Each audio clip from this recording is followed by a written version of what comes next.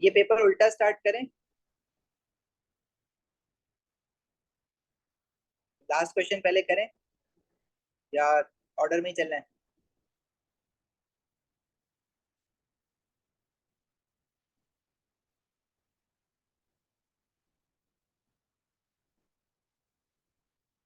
Order में ही चले, चलो। वैसे कोई सीक्वेंस इन्होंने फॉलो नहीं किया हुआ, लेकिन ऑर्गेनिक का लास्ट में ही है ऑर्गेनिक।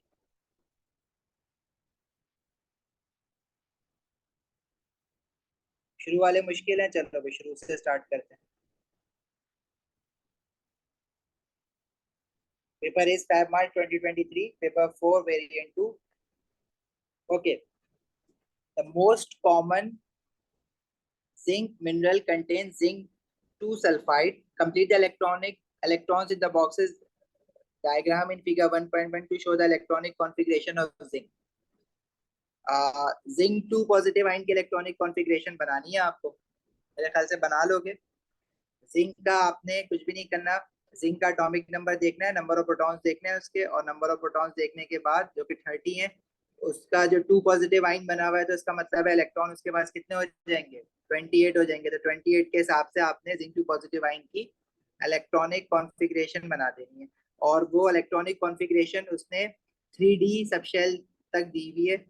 जब आप जिंक की इलेक्ट्रॉनिक कॉन्फ़िगरेशन बनाओगे तो ये बनती है 1s2, 2s2, 2p6, 3s2, 3p6।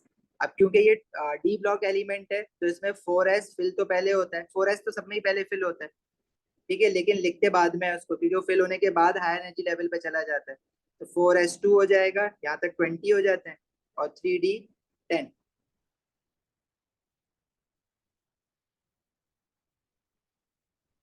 Right.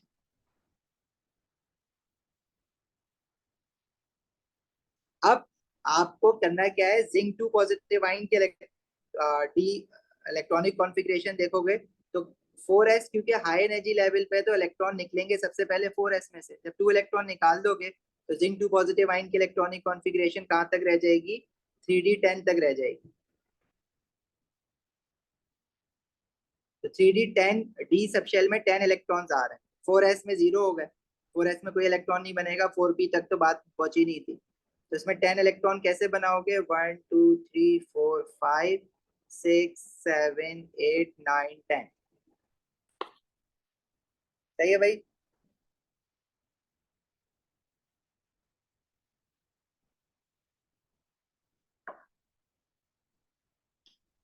आगे बढ़े।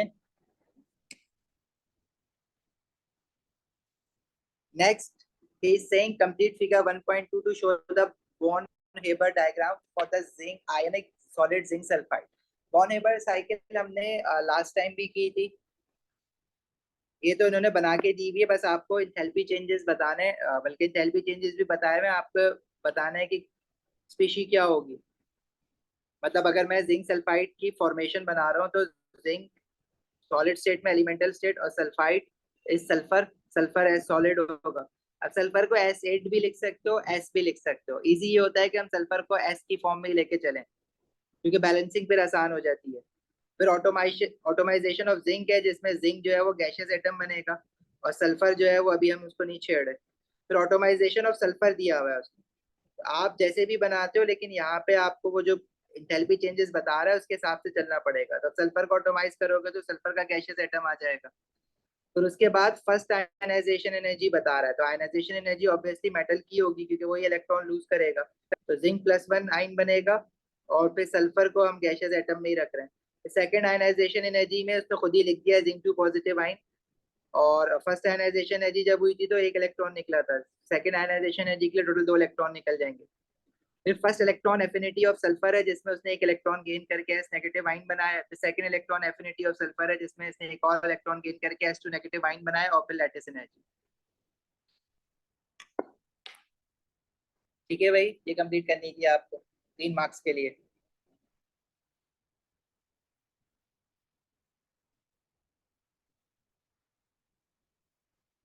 आगे बढ़े। Next is saying describe the trend in first electron affinity of group 16 element from sulfur to tellurium. Group 16 में down the group electron affinity क्या होता है? Electron when one mole of gaseous atom gains one mole of electron to form one mole of gaseous negative ion. तो electron gain करना किसके लिए आसान होगा? उस एलिमेंट के लिए जो ग्रुप में ऊपर है या उस एलिमेंट के लिए जो ग्रुप में नीचे है?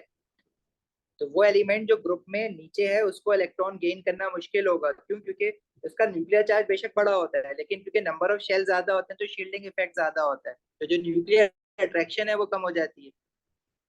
सल्फर जो है वो इजीली इलेक्ट्रॉन गेन करेगा, और जो एटम जितनी जल्दी इलेक्ट्रॉन गेन करेगा वो इलेक्ट्रॉन गेन करते वक्त उतनी ज्यादा एनर्जी रिलीज करेगा। तो सल्फर की जो इलेक्ट्रॉन एफिनिटी होगी वो मोर नेगेटिव होगी या मोर एक्सोथर्मिक होगी, क्योंकि वो इलेक्ट्रॉन जल्दी गेन करेगा, और जो जल्दी गेन करता है वो ज्यादा हीट एनर्जी रिलीज करेगा। Tellurium on the other hand, क्योंकि उसका साइज बड़ा है, शील्डिंग इफेक्ट उसमें ज्यादा है, तो वो इलेक्ट्रॉन मुश्किल से गेन करेगा। तो उसकी जो इलेक्ट्रॉन फर्स्ट इलेक्ट्रॉन एफिनिटी होगी वो लेस एक्सोथर्मिक होगी। और जो फर्स्ट इलेक्ट्रॉन एफिनिटीज होती हैं वो किसी भी नॉन मेटल एटम के लिए हमेशा नेगेटिव ही होती है। सेकेंड इलेक्ट्रॉन एफिनिटी पॉजिटिव हो सकती है, लेकिन first electron affinities are always always negative. सही है?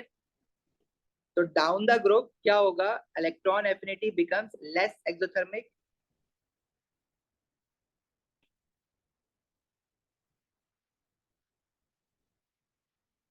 Down the group 16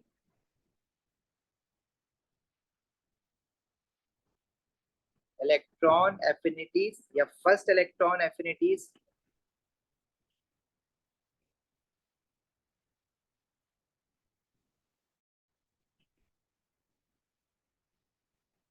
become less exothermic as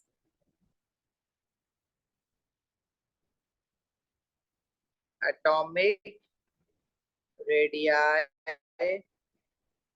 increases and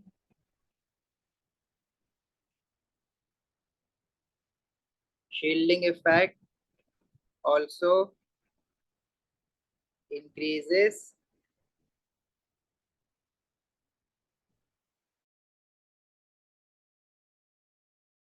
with decreases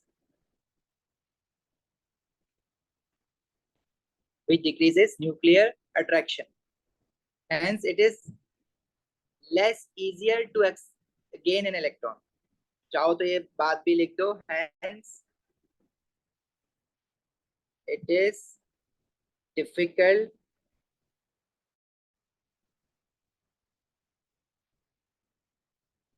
for an atom to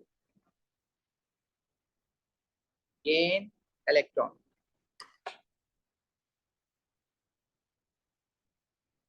ठीक है भाई, क्लियर है यहाँ तक?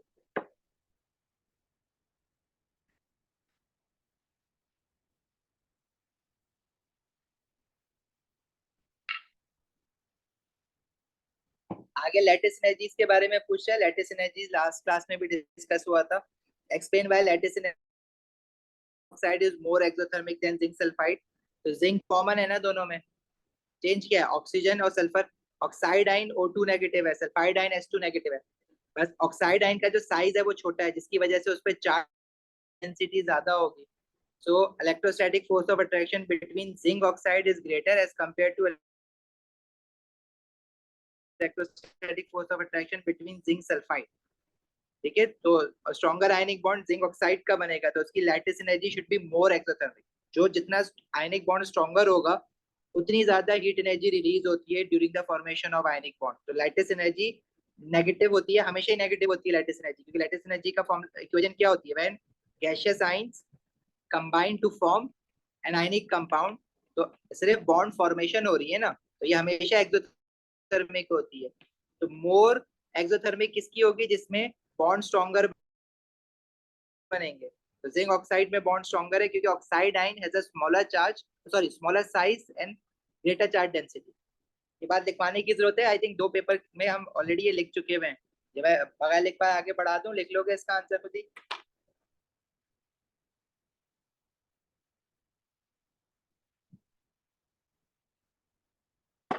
जो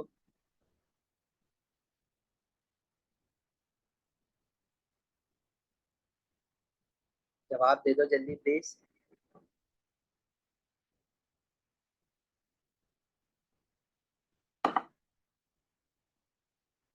okay good. Next he is saying zinc metal can be obtained in a two step process as shown. Step one में zinc sulphide को oxygen के साथ रिएक्ट करवाया और स्टेप टू में जिंक ऑक्साइड को कार्बन के साथ रिएक्ट करवाया। The reactions are carried out at 800 degrees Celsius. Predict the sign of the entropy change of the reaction in step one. जब entropy change को theoretically predict करने के लिए कहता है तो आप gases को देखते हो। अगर number of moles of gases जिस साइड पे ज्यादा है, इसका मतलब है कि अगर प्रोडक्ट साइड पे number of moles of gases ज्यादा है तो इसका मतलब होता है कि एंट्रोपी इंक्रीज हुई है। ठीक है। प्रिडिक्ट द साइन पूछा हुआ है स्टेप वन में, तो स्टेप वन में लेफ्ट हैंड साइड पे जिंक सल्फाइड सॉलिड है, सॉलिड में ऑर्डर ज्यादा होता है ना तो एंट्रोपी कम होती है। और ऑक्सीजन के 3 मोल्स ऑफ गैसेस है। राइट हैंड साइड पे जिंक ऑक्साइड है, ये भी सॉलिड है, और सल्फर डाइऑक्साइड के 2 मोल्स ऑफ गैसेस है।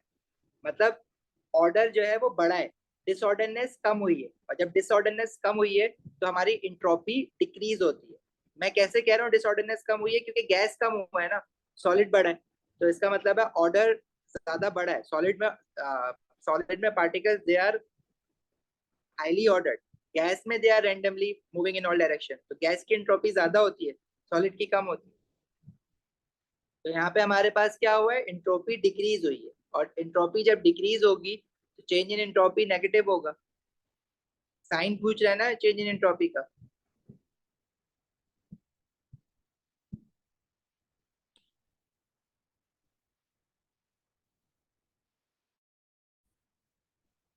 Entropy change which is del S is negative as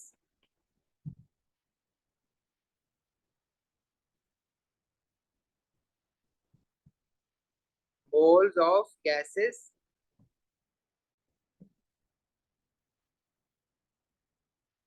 are reduced.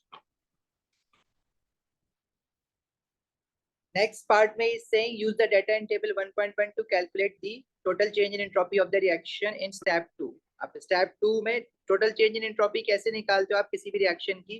Entropy of sum of entropies of all the products minus sum of entropies of all the reactants.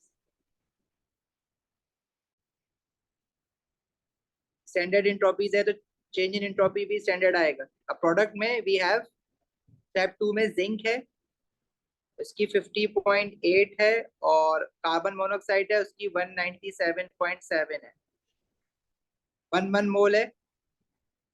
और reactant side पे zinc oxide है, इसकी 43.7 है, और carbon इसका भी 1 मोल है, तो सब 1 मोल है तो मल्टीप्लाई नहीं किया मैंने किसी से।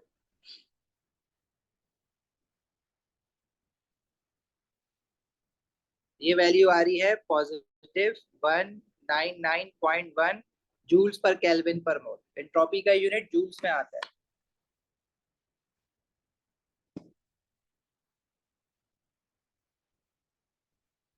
ये नेगेटिव, ये जो ऊपर वाला ये नेगेटिव इसलिए होगा क्योंकि देखो स्टेप 1 में जो गैस के मोल्स हैं वो कम हो रहे हैं।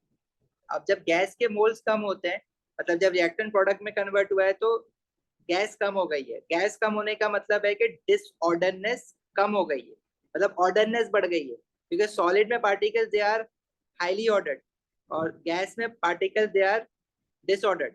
जब गैस कम हो रहा है तो उसका मतलब है डिसऑर्डरनेस कम हो रही है। और एंट्रोपी क्या होता है? Entropy is the measure of disorderness of a system. अगर डिसऑर्डरनेस कम हो रही है तो एंट्रोपी क्या हो रही होगी? डिक्रीज हो रही होगी ना। तो डिक्रीज, जब एंट्रोपी डिक्रीज होती है तो नहीं होता है, that's why it is negative. Theoretically जब पूछता है तो हम लोग सिर्फ गैस के मोल्स देख के डिसाइड कर रहे होते हैं। अगर गैस नहीं होगी तो मैं लिक्विड ढूंढूंगा कि लिक्विड कम हो रहा है या ज्यादा हो रहा है। ठीक है आराम।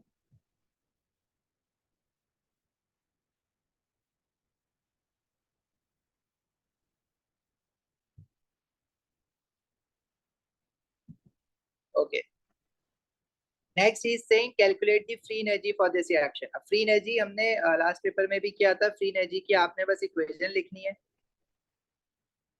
Standard free energy is equals to standard enthalpy change of a reaction minus temperature into change in entropy.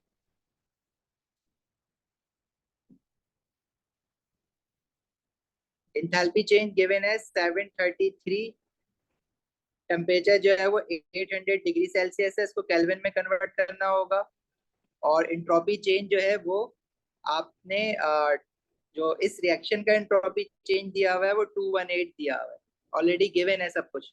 अब बस 218 जूल्स में है तो उसको डिवाइड बाय 1000 कर दो, ताकि एंथैल्पी किलो जूल्स में है ना, यूनिट यूनिफॉर्मिटी जरूरी है वरना आंसर सही नहीं आएगा।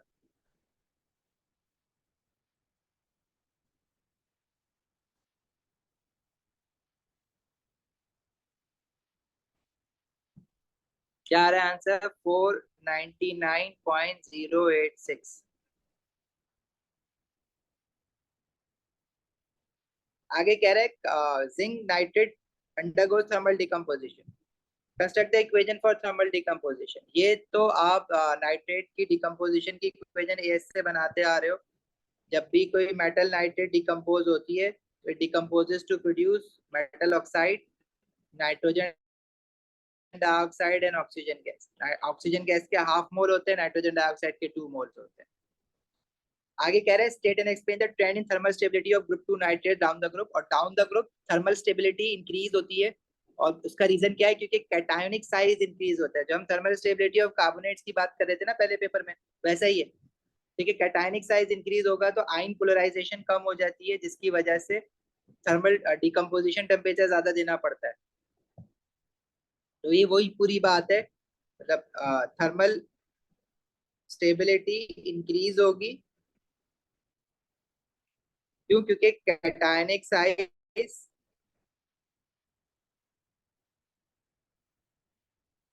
इंक्रीज होता है,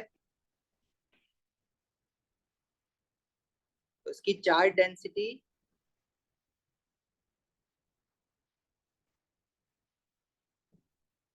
डिक्रीज होती है। सो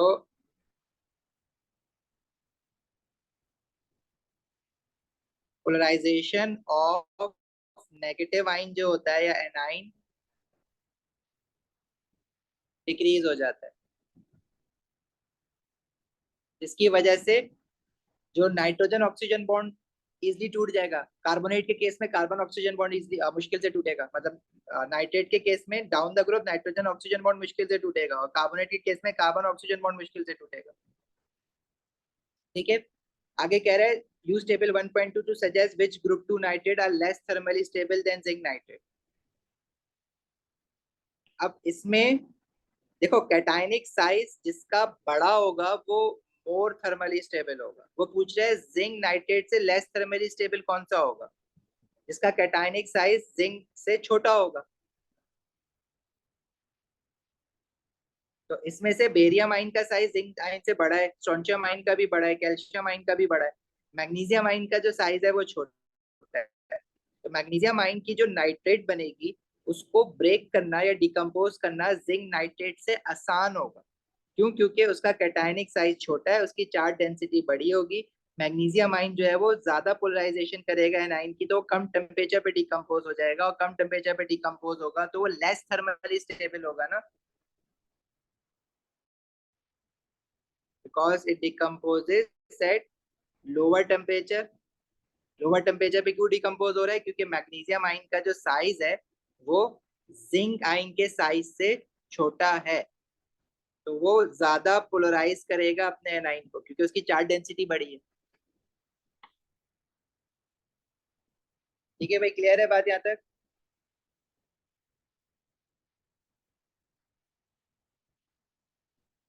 आगे बढ़े। क्वेश्चन 2 में is saying hypophosphorous acid is an organic acid, the conjugate base of hypophosphorus acid is H2PO2 negative ion. Give the formula of the hypophosphorus acid. conjugate base कब बनेगा? जब एसिड जो है वो H पॉजिटिव आयन यूज करता है। जैसे मैं HCl की बात करूं, जैसे HCl तो स्ट्रॉन्ग एसिड है। लेट्स से अगर मैं कार्बोनिक एसिड की बात कर रहा हूँ, कार्बोनिक एसिड अगर ये आयन बनाता है हाइड्रोजन कार्बोनेट आयन और H पॉजिटिव आयन। तो इसका क्या मतलब है, ये वापस H पॉजिटिव आयन एक्सेप्ट कौन करेगा राइट हैंड साइड पे, हाइड्रोजन कार्बोनेट आयन, तो वो बेस है। और एसिड क्या है, कार्बोनिक एसिड, तो हाइड्रोजन कार्बोनेट आयन उसका कॉन्जुगेट बेस होगा। इसी तरह वो कह रहा है कि हाइपोफॉस्फोरस एसिड, उसने जो है मुझे फॉर्मूला नहीं बताया है, उसकी कॉन्जुगेट बेस का फॉर्मूला बता दिया। अच्छा, लेफ्ट हैंड साइड पे एसिड का फॉर्मूला आएगा, राइट हैंड साइड पे H पॉजिटिव आयन आएंगे। अब H पॉजिटिव आयन कितने आएंगे, जैसे कार्बोनिक एसिड है, आप ये भी तो कह सकते हो कि कार्बोनिक एसिड अगर ऐसे आयनाइज होता कि HCO3 नेगेटिव आयन की जगह CO32 नेगेटिव आयन बनता और H पॉजिटिव आयन बनता।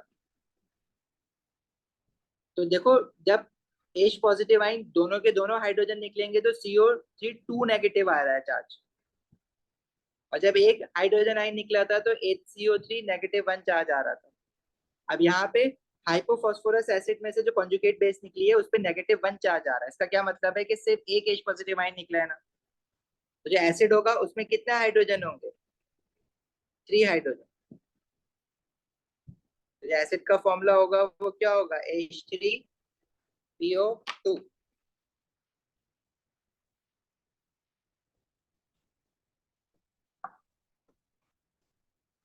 समझ आई ये बात।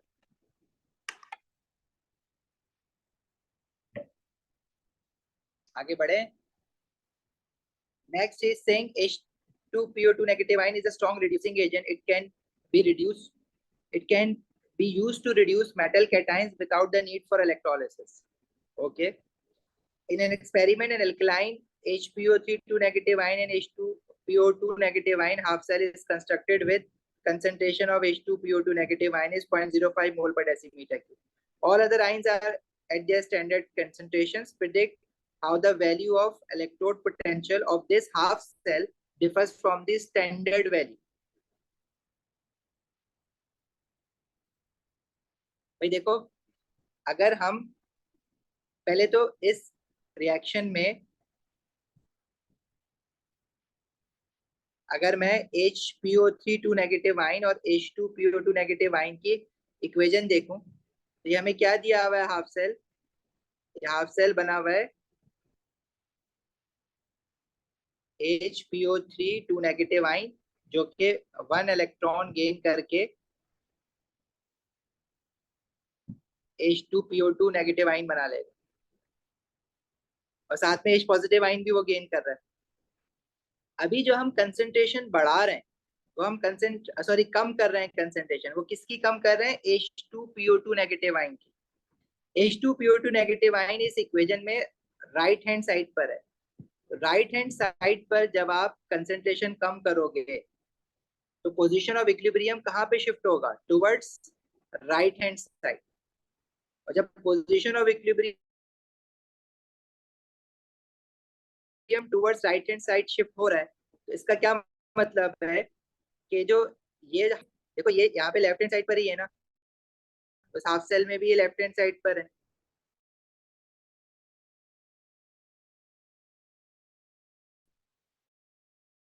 तो ये कन्वर्ट होंगे, राइट हैंड साइड जाता है तो सेल पोटेंशियल जो होता है वो मोर पॉजिटिव हो जाता है। तो ये जो हमारा एल्कलाइन हाफ सेल है HPO3 नेगेटिव आयन वाला, इसका जो इलेक्ट्रोड पोटेंशियल होगा वो मोर पॉजिटिव होगा as compare to its standard electrode potential. E would be more positive as lower concentration of H2PO2 negative 1 ion shifts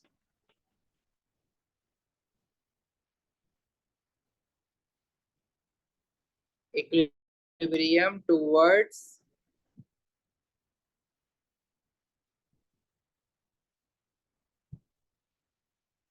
right hand side. So more production takes place. समझ आइए ये बात या recap करूं?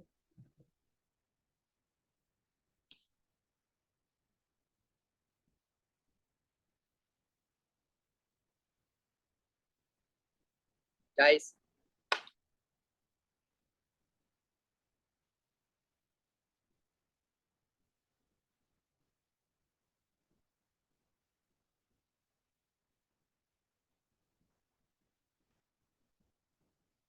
Negative क्यों कह रहे हो? अरे हम जरा इलाबोरेट कर सकते हो? माइक खोल के बेटा जरा बताओगे कि आप नेगेटिव कह क्यों रहे हो?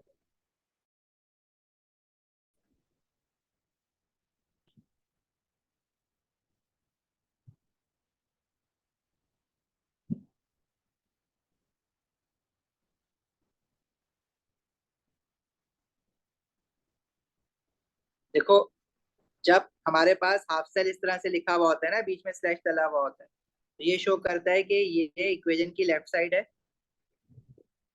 और स्लैश के बाद वाली जो है इक्वेशन की राइट साइड है। मतलब जब वो लेफ्ट टू राइट जाएगा तो क्या होगी? रिडक्शन होगी, और जितनी ज्यादा रिडक्शन होगी उतना इलेक्ट्रोड पोटेंशियल मोर पॉजिटिव होता है, और जितने ज्यादा ये इक्विलिब्रिया राइट टू लेफ्ट जाएगा उतना लेस पॉजिटिव होगा। इलेक्ट्रोड पोटेंशियल मोर पॉजिटिव कब होगा? जितना इक्विलिब्रियम लेफ्ट टू राइट जाएगा। अभी हमें ये डिसाइड करना है कि ये जो हाफ सेल हमारा है, इसमें इक्विलिब्रिया लेफ्ट टू राइट जा रहा है या राइट टू लेफ्ट जाएगा। तो कह रहा है कि हमने H2PO2 नेगेटिव आयन की कंसेंट्रेशन 0.05 मोल पर डेसीमीटर क्यूब कर दी है। मतलब स्टैंडर्ड कंडीशन में जो कंसेंट्रेशन होती है वो क्या होती है? 1 मोल पर डेसीमीटर क्यूब होती है ना। तो आपने अगर 0.05 किए तो आपने कंसेंट्रेशन कम की है, स्टैंडर्ड कंडीशन से कम कर दिए। अच्छा, जब मेन इक्वेशन बनी है उसमें H2PO2 नेगेटिव आयन कहाँ पर है? इक्वेशन के राइट हैंड साइड पर है, ठीक है। उसकी कंसेंट्रेशन आपने कम की है। तो आपके पास जो हाफ सेल है उसमें H2PO2 नेगेटिव आयन कहाँ पर है? राइट साइड पर है उसमें भी। जब आप राइट साइड पे कंसेंट्रेशन कम करोगे तो position of equilibrium will shift towards right hand side. Right hand side पे शिफ्ट होने का मतलब क्या है? कि मोर रिडक्शन, और मोर रिडक्शन का मतलब क्या? Electrode potential will become more positive. आ गया समझ?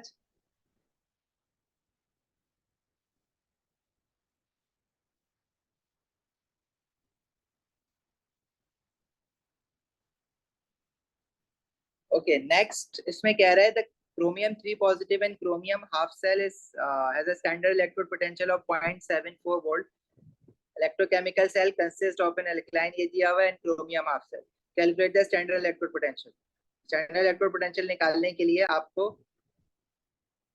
स्टैंडर्ड इलेक्ट्रोड पोटेंशियल ऑफ जो हाइपोक्लोरस एसिड वाला हाफ सेल है उसका स्टैंडर्ड इलेक्ट्रोड पोटेंशियल गिवन नहीं है,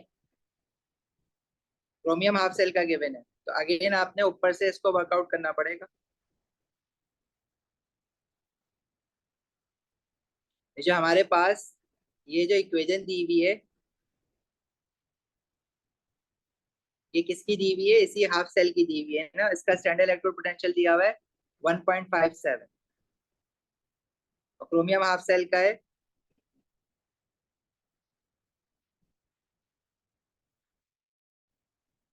0.74। तो मोर पॉजिटिव 1.57 है, माइनस लेस पॉजिटिव जो है वो 0.74 है। एक माइनस तो फॉर्मूले का माइनस है ना, ये तो अपनी जगह पे रहेगा।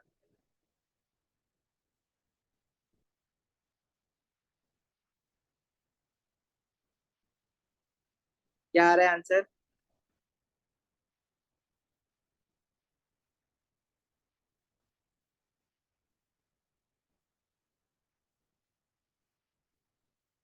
अच्छा सॉरी, वो -1.57 दिया हुआ है।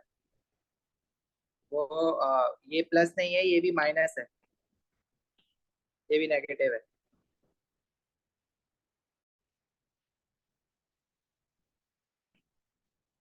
कितना आ रहा है? +0.83। नहीं माविन, -1.57 है। कहाँ से आया वो? उसका जो हमारा पास H2PO2 नेगेटिव आयन का हाफ सेल की जो स्टैंडर्ड इलेक्ट्रोड पोटेंशियल था वो गिवन है ना ऊपर।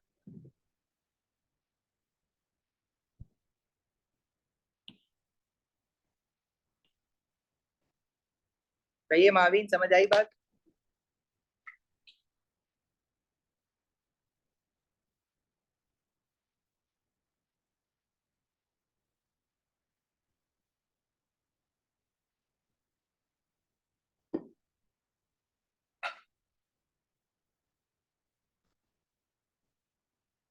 नेक्स्ट कह रहा है क्रोमियम हाफ सेल को कनेक्ट किया है किसके साथ?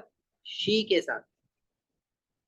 शी बनाया हुआ है इसने स्टैंडर्ड हाइड्रोजन इलेक्ट्रोड। तो इसमें आपको पता है हाइड्रोजन गैस बबल इन कराते हैं at a pressure of 1 atmosphere. इसमें जो इलेक्ट्रोलाइट होगा उसमें होंगे H positive ion with a concentration of 1 मोल पर डेसीमीटर क्यूब। और राइट हैंड साइड पे हमारे पास जो हाफ सेल है वो क्रोमियम 3 पॉजिटिव और क्रोमियम का है। तो इसके अंदर फिर मुझे अब प्लेटिनियम इलेक्ट्रोड नहीं लेनी है, इसमें जो मैं इलेक्ट्रोड लूंगा वो क्रोमियम मेटल की लूंगा। सॉलिड क्रोमियम चाहिए ना मुझे इक्विलिब्रियम एस्टैब्लिश कराने के लिए। इलेक्ट्रोलाइट में क्रोमियम 3 पॉजिटिव आयन होंगे और उनकी कंसेंट्रेशन 1 मोल पर डेसीमीटर क्यूब रखेंगे। बाकी बीच में वोल्टमीटर बनाना होगा आपको और सॉल्ट ब्रिज। स्टैंडर्ड कंडीशंस पे टेम्परेचर 298 केल्विन होता है। ठीक है, आगे बढ़े।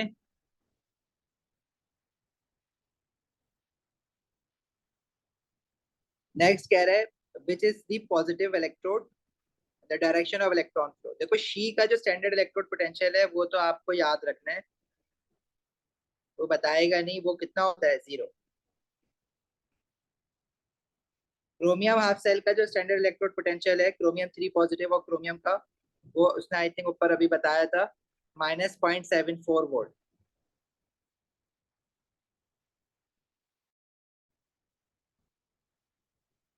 ठीक है, तो जो मोर नेगेटिव है वो ऑक्सीडाइज्ड होगा हाफ सेल, और जो मोर पॉजिटिव है शी वो रिड्यूस्ड होगा। तो जो ऑक्सीडाइज्ड होता है वहां से इलेक्ट्रॉन निकलते हैं और कहाँ जाएंगे, जो रिड्यूस्ड होता है वहां पे इलेक्ट्रॉन जाएंगे, क्योंकि रिडक्शन में गेन ऑफ इलेक्ट्रॉन हो रहा होता है। सही, तो which is the positive electrode. तो पॉजिटिव इलेक्ट्रोड वो होगी जहाँ पे शी जो है वो पॉजिटिव इलेक्ट्रोड होगी आपकी। ठीक है, जो प्लेटिनियम की बनी हुई है, इसको लेबल भी कर देना platinum electrode. Direction of electron flow, आपने ऊपर या तो आप इलेक्ट्रॉन्स बना दो या इस तरह से आप एरो बना दो, राइट टू लेफ्ट जाएगा हमारे पास इलेक्ट्रॉन।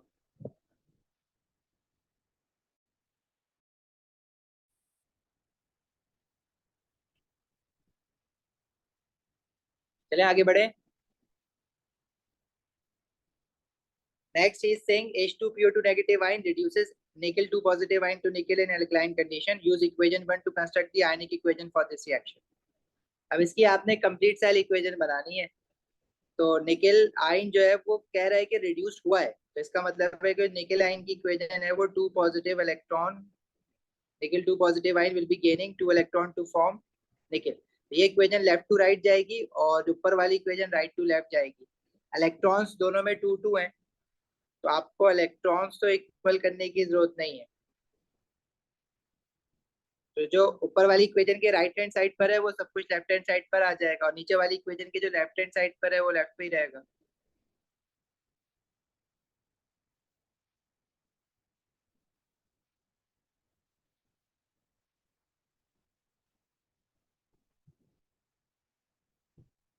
ठीक है भाई,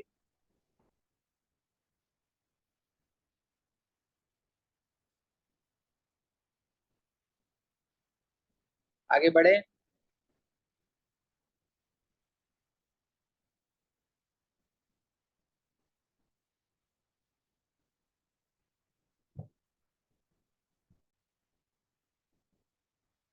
पार्ट सी में is saying table 2.1 shows the result of the series of experiment used to investigate the rate of this reaction। आपको उसने कंसंट्रेशन दी हुई है और वॉल्यूम ऑफ हाइड्रोजन प्रोड्यूस दिया हुआ है, रेट नहीं दिया हुआ है यहाँ पे। देखो, यहाँ पे हम रेट एक्सपेक्ट कर रहे होते हैं, रेट नहीं दिया हुआ, लेकिन जो वॉल्यूम प्रोड्यूस्ड हुआ है उसको टाइम से डिवाइड करोगे तो रेट बन जाएगा ना।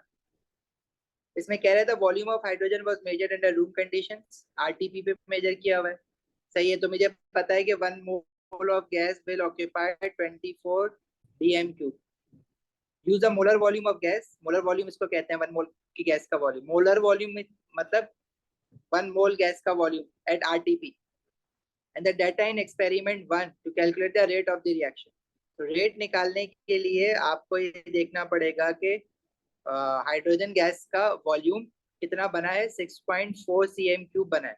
लेकिन वो आपसे कह रहा है रेट निकालेंगे मोल पर डेसीमीटर क्यूब पर सेकंड में। तो हाइड्रोजन गैस के वॉल्यूम को उसके मोल्स में कन्वर्ट करोगे, और मोल्स में कैसे कन्वर्ट करोगे भाई, 60 सेकंड्स में 6.4 सीएम क्यूब बना है, तो 6.4 सीएम क्यूब को मोल्स में कैसे कन्वर्ट करेंगे, 1 मोल में 24,000 सीएम क्यूब है, तो 6.4 सीएम क्यूब कितने मोल्स के बराबर होगा, उसको 24,000 से डिवाइड कर दो तो हाइड्रोजन गैस के मोल्स आ जाएंगे।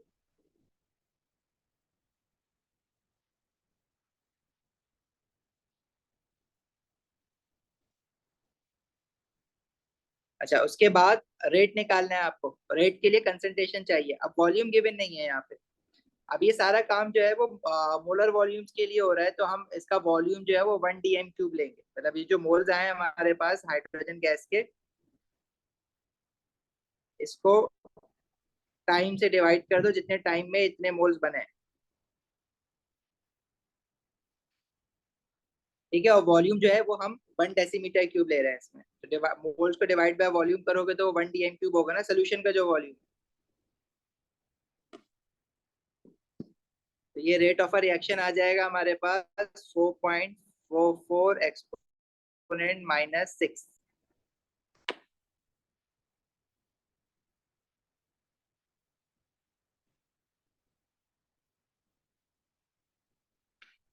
क्लियर है, आगे बढ़े।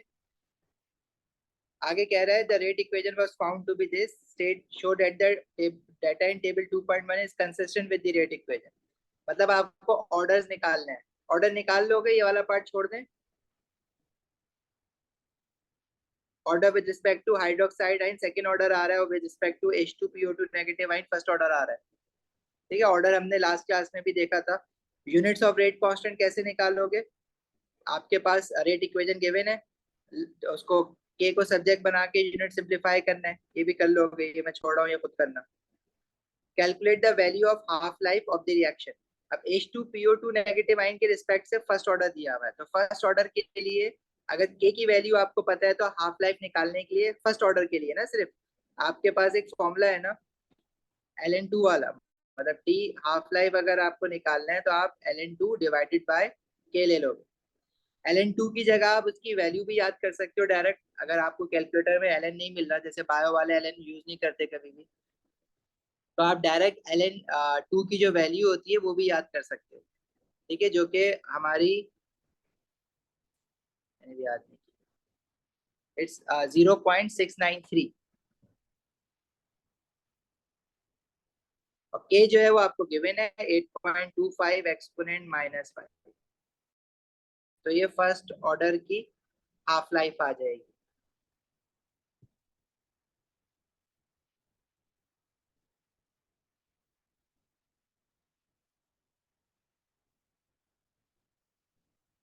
जा रही है हमारी 8401.8।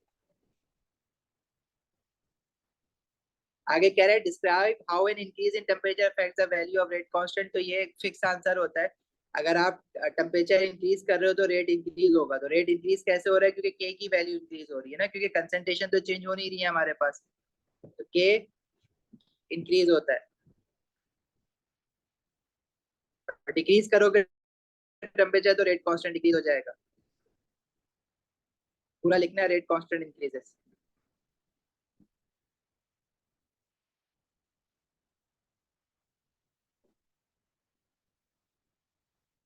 Next, a student suggests that the reaction between H2PO2 negative ion and OH negative ion might happen more quickly in the presence of a heterogeneous catalyst.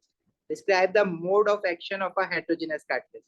देखो, heterogeneous catalyst वो होता है जब हमारे पास रिएक्शन मिक्सचर में जो रिएक्टेंट्स होते हैं उनकी स्टेट और कैटलिस्ट की स्टेट डिफरेंट हो। मतलब अगर ये रिएक्टेंट जो है वो एक्वस फॉर्म में है, तो कैटलिस्ट जो है वो सॉलिड में होना चाहिए। ठीक है। और जब ये हाइड्रोजनस कैटलिस्ट बनेगा, मतलब कैटलिस्ट की स्टेट जो है वो सॉलिड होनी चाहिए। और जो सॉलिड कैटलिस्ट है उसकी जो मोड ऑफ एक्शन होता है वो एब्जॉर्प्शन और डी एब्जॉर्प्शन वाला प्रोसेस जो होता वो होता, मतलब पहले रिएक्टेंट पार्टिकल्स कैटलिस्ट पे एडसॉर्ब हो जाएंगे। Reactant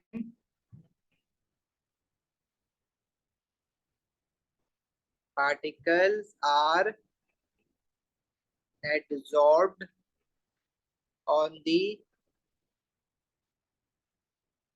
surface of a catalyst and bonds between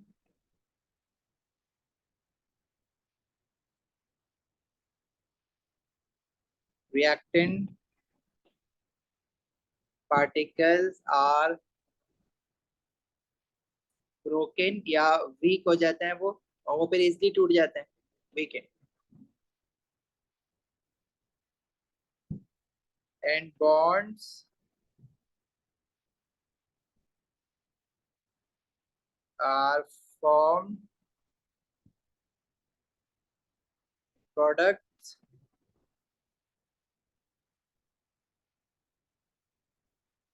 and then it is desorbed। ये एब्जॉर्ब नहीं है, ठीक है, एडसॉर्ब है विद डी, और डीजॉर्ब है। तो एडिजॉर्प्शन होगी, बॉन्ड वीक होंगे, और फिर डिजॉर्प्शन होगी।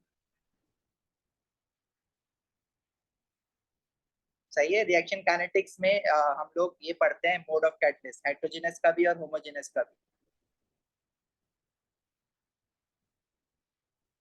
आगे बढ़े।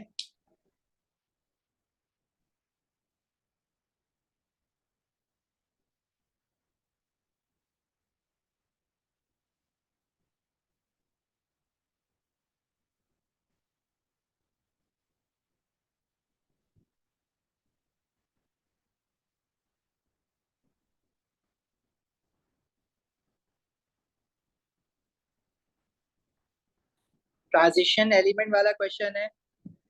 आई थिंक ट्रांजिशन एलिमेंट वाले तो काफी कर लिए हैं। define transition element, so it is a d block element that can form one or more stable ions with a incompletely filled d subshell।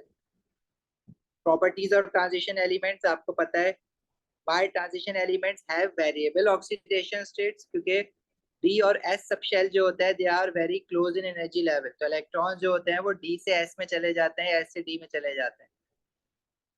ठीक है, लिख लोगे ये वाले आंसर्स, आगे कर दूं।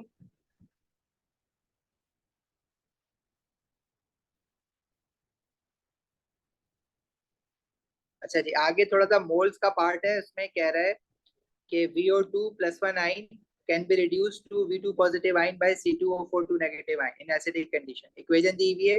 टाइट्रेशन में आपको VO2 पॉजिटिव आयन की कंसंट्रेशन और वॉल्यूम गिवन है, और कह रहा है 10 centimetre cube of sulphuric acid के साथ रिएक्ट करवाया है उसको। सोल्यूशन ऑफ 0.04, अच्छा sulphuric acid as a catalyst दिया हुआ है, सॉरी। रिएक्ट जो है ना वो C2O4 2 नेगेटिव आयन इथेन डायोडाइन के साथ रिएक्ट करवाया हुआ है। कह रहा है the titration is repeated and concordant results are obtained. जो रिजल्ट्स आए वो C2O4 2 नेगेटिव आयन की कंसंट्रेशन दी हुई है, वॉल्यूम नहीं दी हुई। कह रहा है ये दो वॉल्यूम्स आए जब दो बार टाइट्रेशन किए, तो इसको प्रूफ कर दो कि ये सही है या नहीं है यूजिंग स्टोइचियोमेट्री। मतलब अगर मैं moles of VO2 positive ion निकालूं कंसंट्रेशन इनटू वॉल्यूम वाले फॉर्मूला से, तो ये आएगा 0.03 इनटू 25 ओवर 1000।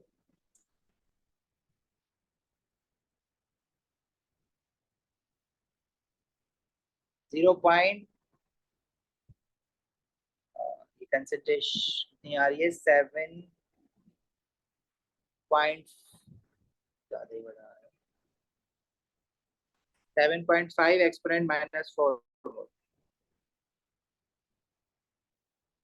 अच्छा, स्टोइचियोमेट्री अगर हम देखें तो 2 मोल VO2 पॉजिटिव आयन कितने मोल ऑफ इथेन डायोडाइन के साथ रिएक्ट कर रहे हैं, 3 मोल के साथ। तो 7.5 एक्सपोनेंट -4 कितने के साथ रिएक्ट करेंगे, ये निकालो।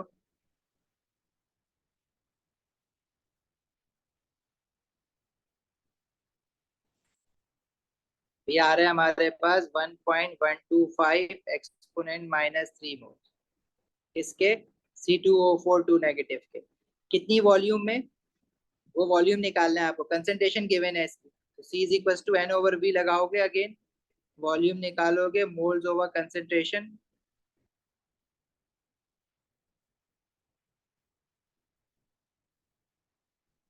0.04।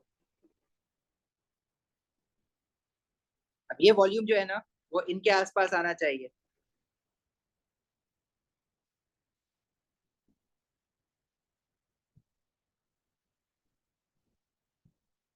वॉल्यूम आ रहा है 28.125।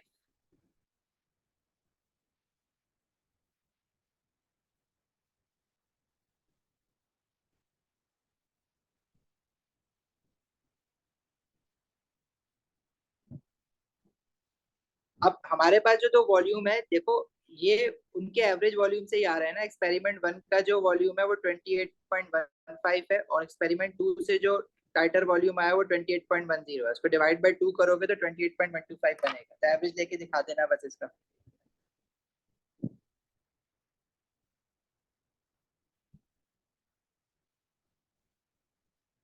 क्लियर है बात यहाँ तक?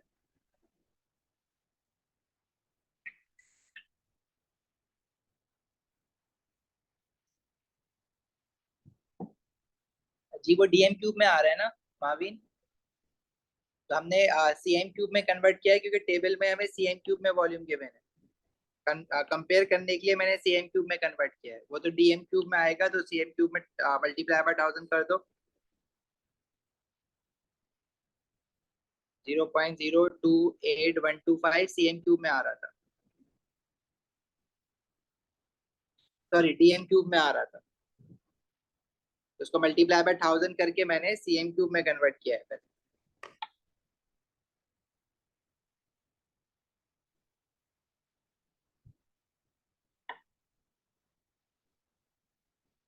सही है। आगे वो एक कॉम्प्लेक्स बनाने के लिए कह रहा है आपको, जिसमें C2O4 नेगेटिव आयन लिया है। ये बाइडेंटेड लिगेंड है हमारे पास।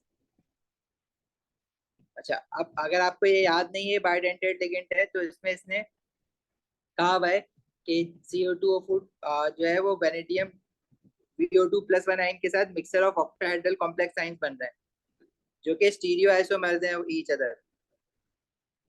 ठीक है, isomerism, stereo isomerism, optical isomerism हमारी दो कॉम्प्लेक्सेस में हो सकती है, ऑप्टिकल और सिस्टर्स, एक तो स्क्वायर प्लेनर में और ऑक्टाहेड्रल में।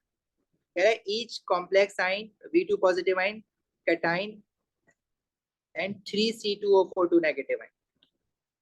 अब अगर 3 C2O4 नेगेटिव आइन लगाओगे तो complete the diagram to show the 3 dimensional structure of one of the complex ion. अब ये बाइडेंटेड लिगेंड है, आपको देखो दो बाइडेंटेड लिगेंड याद रखने हैं, और अगर आपको ये नहीं भी याद है तो अगर मैं 3 C2O4 नेगेटिव आइन लगा रहा हूँ और वो कह रहा है कि ऑक्टाहेड्रल कॉम्प्लेक्स बन रहा है, तो इसका मतलब है कि हमारे पास 6 बॉन्डेड पेयर्स बनने चाहिए, और 6 बॉन्डेड पेयर्स तभी बन सकते हैं जब ये बाइडेंटेड लिगेंड होगा, क्योंकि ये ऐसे तीन जब लगाओगे, अगर ये मोनोडेंटेड होगा तो 3 बॉन्ड बनेंगे ना, आपको 6 बॉन्ड बनाने, तो आप 3 लिगेंड ऐसे लगाओगे, 6 बॉन्ड तभी बनेंगे जब ये बाइडेंटेड लिगेंड होगा।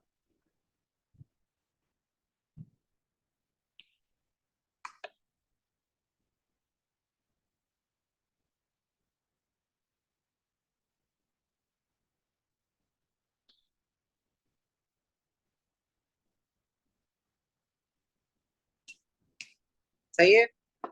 तो इसको कैसे बनाओगे ऑक्टाहेड्रल कॉम्प्लेक्स में? भाई आपने दो वेज बनाने होते हैं, तो ऐसे डॉटेड बना दोगे। अब आपने C2O4 लिखना नहीं है, जैसे हमने क्लास में जब करा था ये, तो हमने इसको ऑक्सीजन के साथ यूं पढ़ा था।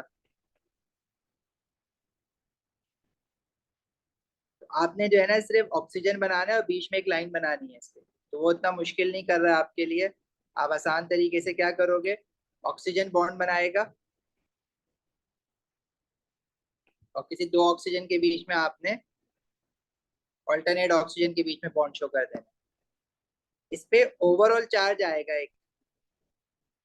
ओवरऑल चार्ज क्यों आएगा? क्योंकि वेनेडियम 2 पॉजिटिव है, इथेन डायोडाइन का टू नेगेटिव चार्ज है और ऐसे तीन है ना, तो उस पर जो चार्ज बनेगा वो क्या बनेगा, 3 - 6, इट्स -4। ये चार्ज भी दिखाना होगा आपको ब्रैकेट लगा के।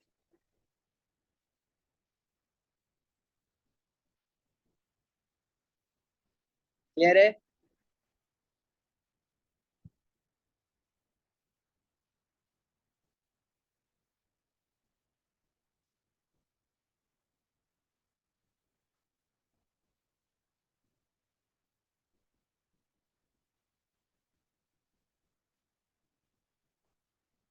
चलो बाकी को ट्राई करोगे आगे।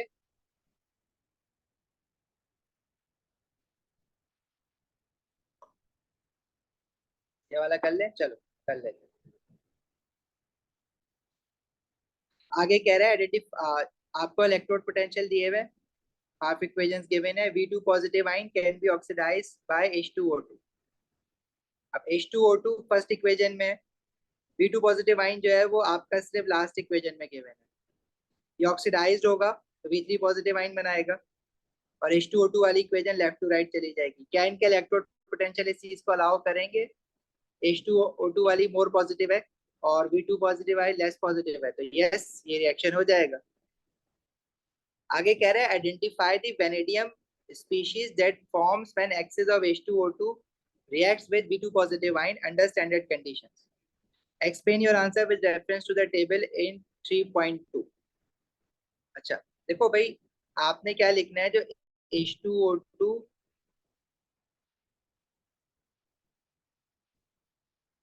equation has more positive E naught।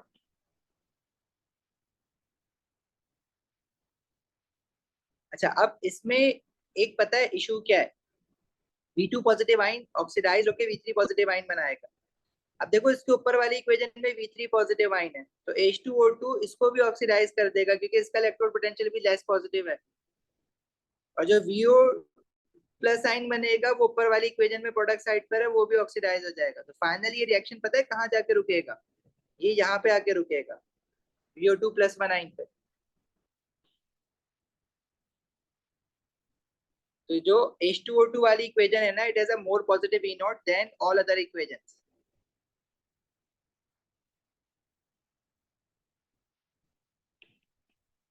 So V2 positive ion gives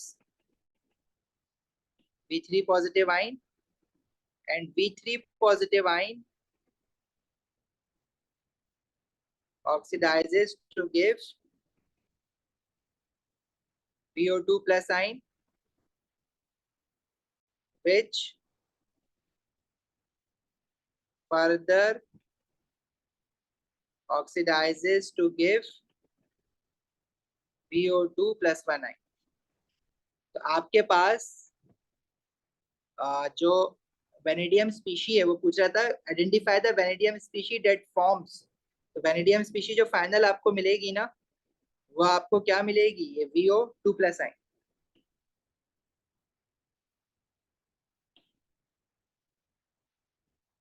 समझ आई बात? आराम।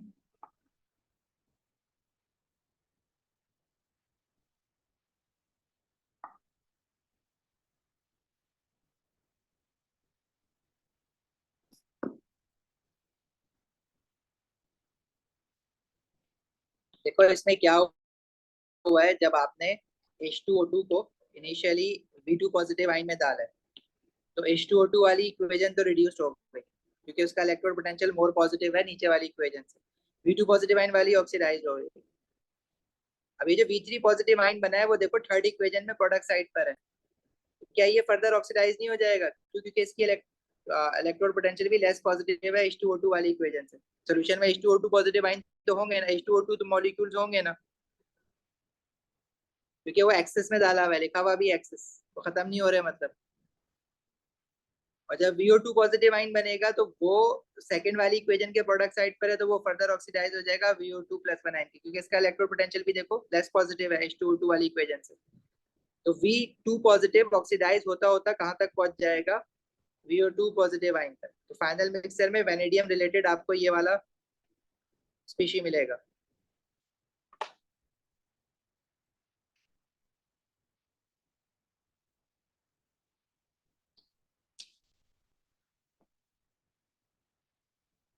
Reduce the oxidation number state of vanadium in VO2 3 positive.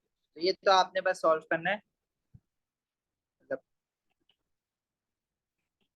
Vanadium x है, ऑक्सीजन -2 होता है, ओवरऑल चार्ज +3 है, +3 टू 2 जा 4 -4। एक मिनट क्या पूछा हुआ था, अच्छा नहीं पूरी चीज पढ़ लो भाई। इसमें कहा हुआ है concentrated acidified H2O2 reacts with V2 positive ion and VO2 3 positive ion. VO2 3 positive ion contains vanadium combined with peroxide anion। Okay, peroxide जो होता है उसका O2 होता है फॉर्मूला, और उस पर ओवरऑल चार्ज होता है 2 नेगेटिव। तो जो VO2 3 पॉजिटिव बना हुआ है इसमें ऑक्साइड आयन नहीं है बल्कि peroxide आयन। तो वेनेडियम एक्स हो जाएगा, peroxide आयन का जो फॉर्मूला है वो O2 - 2 है, मतलब एक peroxide आयन है इस फॉर्मूला में, और उस पर ओवरऑल चार्ज -2 है, और फिर x = +3, तो ये +5 बनेगा। यही मैं बोलूँ इतना सिंपल कैसे पूछा हुआ है, सिंपल नहीं।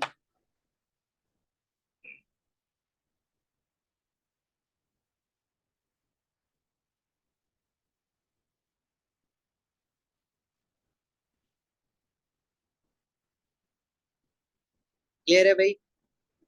अच्छा, ये बाकी का पेपर को ट्राई करो, और नेक्स्ट क्लास में आपके साथ नेक्स्ट क्लास का स्केड्यूल हम शेयर कर देंगे 1-2 दिन में।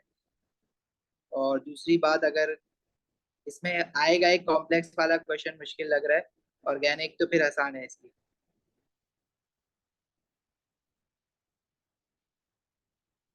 अच्छा, कल मैं एक क्लास रखूंगा, तो हमारा कार्बन 13 NMR हमने डिस्कस करना था, तो वो कल वाली क्लास में डिस्कस करेंगे।